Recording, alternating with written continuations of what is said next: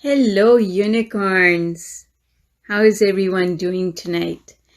All right, so I am here because of Krista. Krista posted a question. Her question is, in case you haven't read it, what is the best way to deal with anxiety? Anxiety has been a common theme of my life. What do I do? And so before I get into the question, first of all, thank you, Krista, for posting the question. And thank you very much to Jennifer and Adam and Kat for responding. And Sunny. All right, so I don't know if Krista is live just now or not, but let's try and help in any case. So Krista, first of all, I want you to understand, or I want to help you to understand what creates anxiety. Because when you start understanding where anxiety and panic attacks come from, then you can start understanding how to control them. So, as I was explaining in the mastermind, was it this morning? Maybe it was this morning, or maybe it was yesterday. I think it was today. But the reason we get anxiety is because there's a disconnect between our mind and our soul, the soul part of us, which in this group we call the inner being. So the inner being part of us, or the soul, spirit part of us, and the mind. There's a disconnect between these two, which is the topic of the course, Heart and Mind Alignment. I don't know, where's my workbook? Here it is. I found it. The Heart and Mind Alignment method. You don't need to get the course. I am going to explain to you exactly what it is. I came up with this concept a couple of years ago that the reason we have worry in our lives, the reason we have anxiety in our lives, is because there's a disconnect between what the heart says is possible and what the mind thinks is possible. So what happens is we get pulled in two different directions. Our heart still wants what the heart wants, but the mind says no. The mind comes up with all sorts of scenarios that tell you that what you want, what the heart wants, is impossible, either impossible or inappropriate. And so we have this tussle going on, because once a desire is born, you can never give up a desire. It never goes away. You can subdue it, but a desire, once it is formulated in your heart, it never goes away. And when you try and suppress that desire with the arguments that the mind comes up with, that's when you create this pull. So that pull at first is only mental. But if you keep pulling yourself apart, that pull becomes physical. Because anything that's going on over here, thoughts and emotions are linked. It's like chicken and egg. Thoughts affect emotions, emotions affect thoughts. Thoughts affect emotions, emotions affect thoughts. So what happens is, once you get onto this being torn apart because you are caught between your heart and your mind, you're going in a negative spiral. And the voice of the mind often is louder. And that was the discussion we had in the mastermind this morning, is that the voice of the mind becomes louder over a period of time, because we're always told to use our heads. Nobody says, follow your heart. In fact, we're told the opposite, right? Stop dreaming, stop following your heart, do what's sensible. And so what happens is we try and subdue the voice of the heart. And the voice of the mind becomes louder and louder and louder. Now your mind needs evidence. In order to change your mind, you need evidence. And so all of anxiety is the mind looking for evidence. And because it can't find evidence, it just keeps going round and round in circles. Your heart, on the other hand, does not need any evidence at all, because your heart believes in faith and trust and the power of the universe to yield everything that you want. The mind, however, has to see it to believe it. The heart does not have to see it to believe it. So, the mind comes up with all sorts of scenarios. And each one of these scenarios, the mind is looking for proof. Maybe this will happen. Maybe this will happen. Maybe this will happen. Maybe this will happen. And it keeps going round and round in circles, not being able to find any peace, because none of the scenarios have any evidence or proof of reality attached to them. For example, you think that that person is talking behind my back and they must absolutely be saying something horrible about me. Where's the proof? You don't have proof because you were never there, and you're just making an assumption which has an equal chance of being right or wrong. The problem is that the more whatever thoughts you put out there is what will manifest for you in the future, because whatever you think about, you bring about. That's law of attraction. Law of attraction says thoughts become things, right? And so, if you keep thinking about a probability, first of all, it's not a probability. It is only a possibility, and all possibilities exist. Good possibilities as well as not so good possibilities. All of them exist. In the book Thrive, I talk about how possibilities become probabilities, right? So a possibility becomes a probability if you spend a lot of time on it. So if I keep thinking, I'm sure that person has said something negative about me. I'm sure that person has said something negative about me. What am I doing? It was only a possibility, but now it is no longer a possibility. I, with my thought, have converted this possibility into a probability because I keep thinking about it. And then if I continue to think about it, the possibility becomes manifest. It becomes a certainty. So we take a path and we make a highway out of it, right?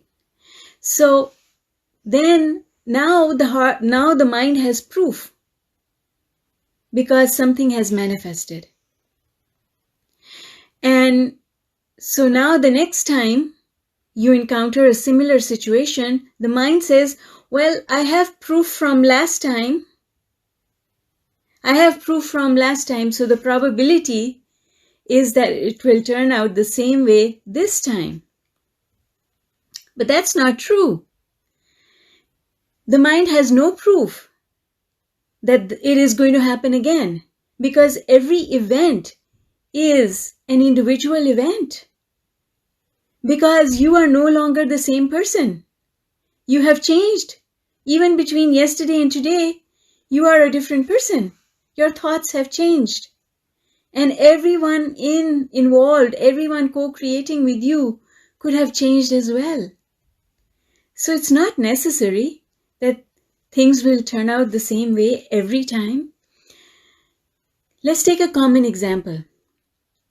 If there is a traffic jam one day, does it mean that there will always be a traffic jam every other day? Not necessary, right? It is not necessary. History does not have to repeat itself, but history will repeat itself if we keep thinking about it. So,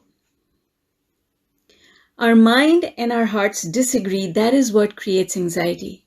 So how do you deal with anxiety? By soothing the mind.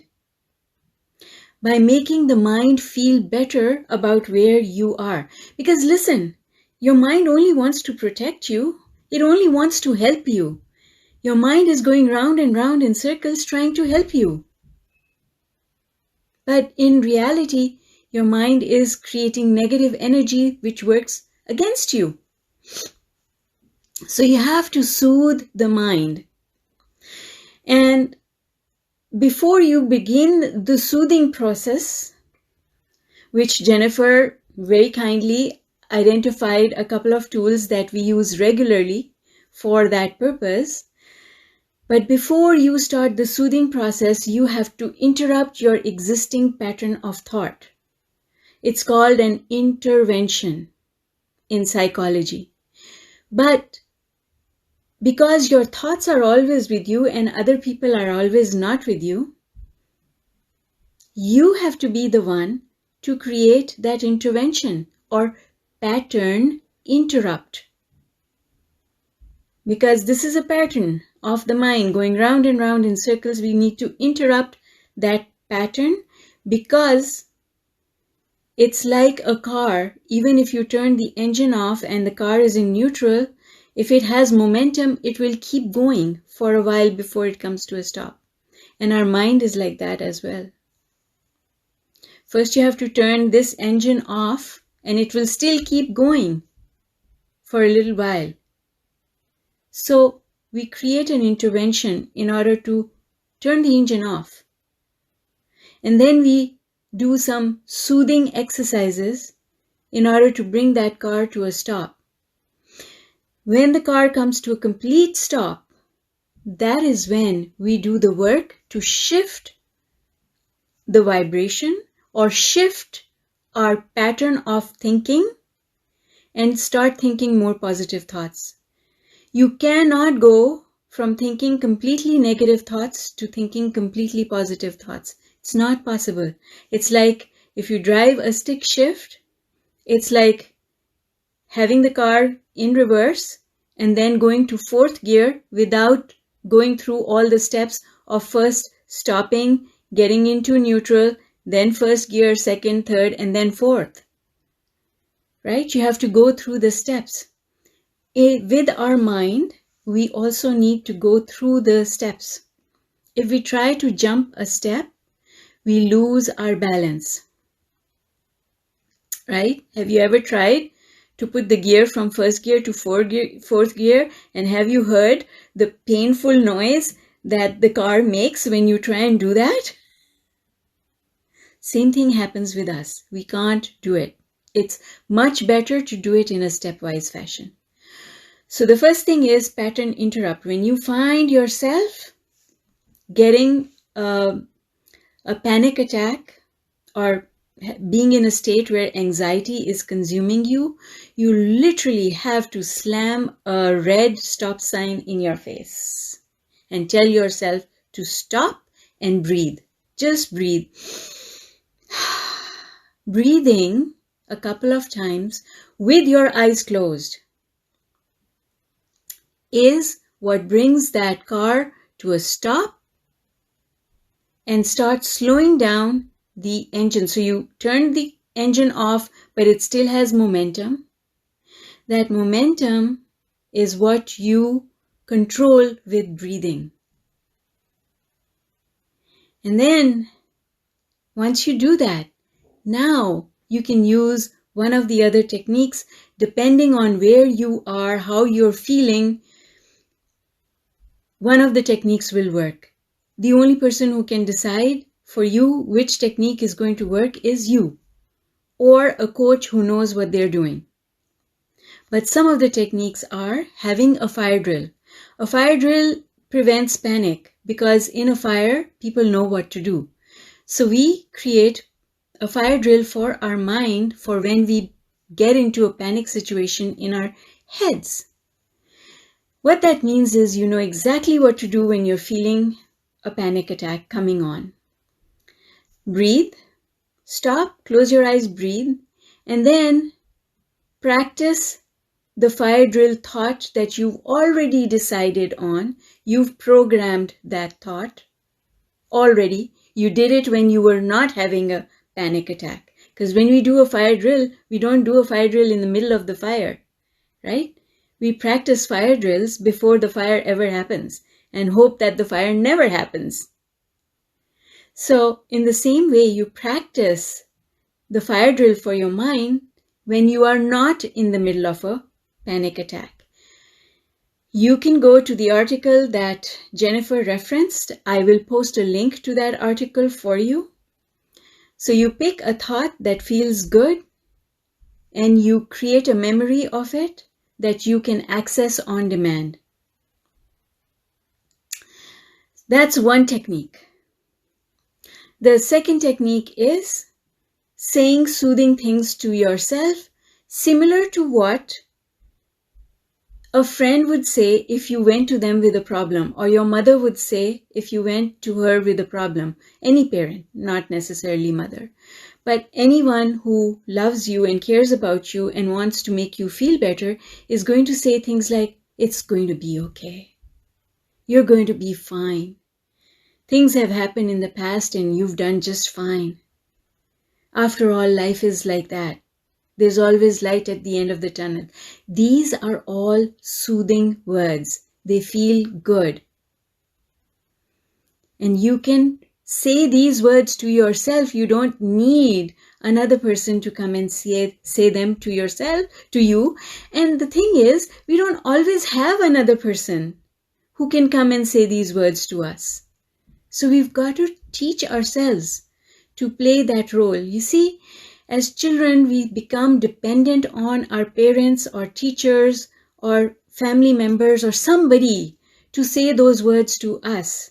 And then suddenly we grow up and now nobody's around to say those words to us. Well, you've got to take that role on for yourself, right? You have to do that for yourself. So you have to say those things to yourself, and soon as you say them, you will absolutely feel better than you did before. And if you are in a place where you can say them aloud, for me, that place is my car. I go and sit in my car when I want to do things like this and when I want to meditate. So say those soothing things to yourself because you'll feel better. And if you say them out aloud, listening to the sound of your own voice, especially if you place a hand on your heart, immediately has a physiological effect on your body. You feel better.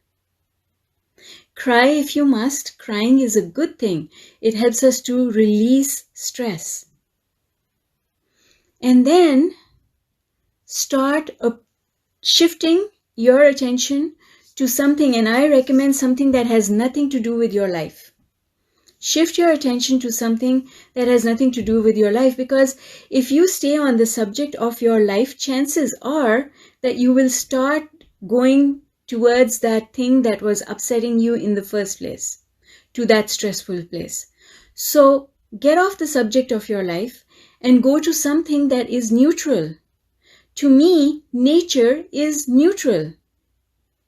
In fact, nature is enjoyable. So is food. I can appreciate food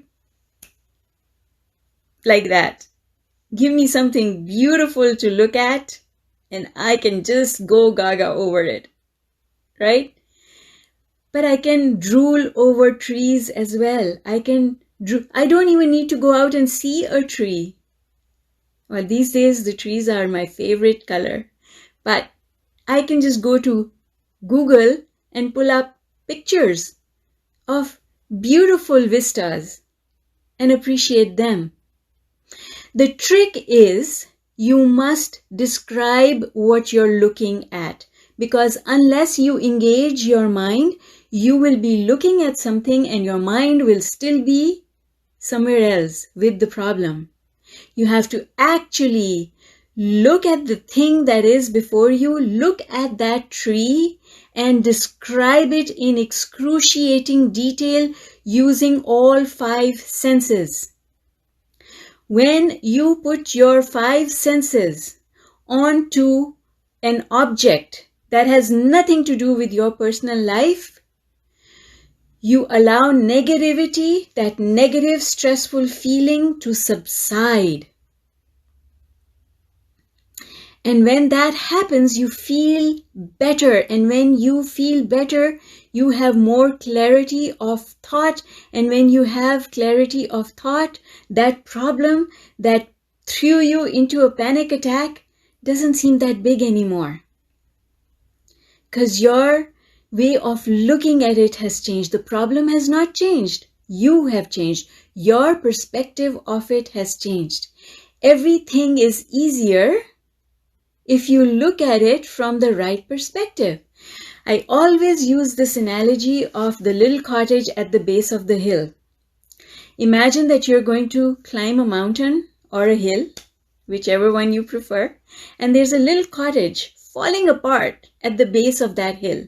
You look at that cottage and you say, goodness, somebody really should take this thing away. It's horrible. And then you start climbing your hill. You forget about the cottage. You're feeling good. You're breathing in nice fresh air. You're looking at beautiful things. And then you get to the top of the hill and you look down at that same cottage. And when you look down, the thought that comes to your mind is, oh my God, isn't that person who owns that little cottage a really lucky bugger? Because they live in this paradise. See, the cottage did not change. Your perspective of it changed. And that's what it is with all problems that come along in our lives. Our problems are actually opportunities. Opportunities that can change the entire trajectory of our lives if we just take the time to pay attention. Right? So this is what you do in the moment. And after the moment passes, when that panic attack is gone, that's when you do things like the 4-step process, which is a structured process that we go through in this book as well as this course. We go through that process in order to change our belief systems around those belief systems that are actually creating all the issues in our life. Those beliefs. Because if you start rewiring those beliefs, you will never have that problem again. It will never come back. It takes work. It is not immediate. You have to stay with it. Discipline, consistency. Telling yourself that you and your life is so important that you are going to do whatever it takes. That attitude is what is needed. With that attitude, you can turn things around really quickly. And it all depends on how deep the tentacles or the roots of those negative beliefs that are holding you back are. For some of us, those tentacles are not that deep. They're just on the surface and we can pull them out and get rid of them. But for some of us, those roots are really, really deep. And we pull out the weed from the surface, but some of the roots are still left in there. And then they grow back and we pull them out again. And we pull them out again and we pull them out again until one day, we get all of it. We get all of it. Right? Because this mental surgery, not brain surgery, mental surgery is something that we have to do ourselves. Sure, you can work with a coach like myself or other coaches out there. And working with a coach accelerates the process. But I'll tell you something, it doesn't matter how good a coach is. If you are not committed to yourself, doesn't matter how good the coach is. You are the most important ingredient in the mix. Your commitment to yourself and your life is the most important ingredient in the mix. All right, Krista, I'm glad you joined us at the tail end of this conversation. I hope that this is useful and is going to help you on your journey.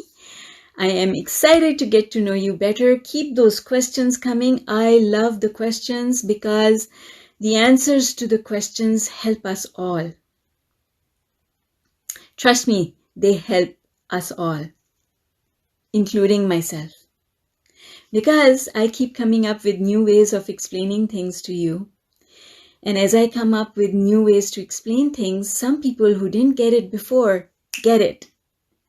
Love you all.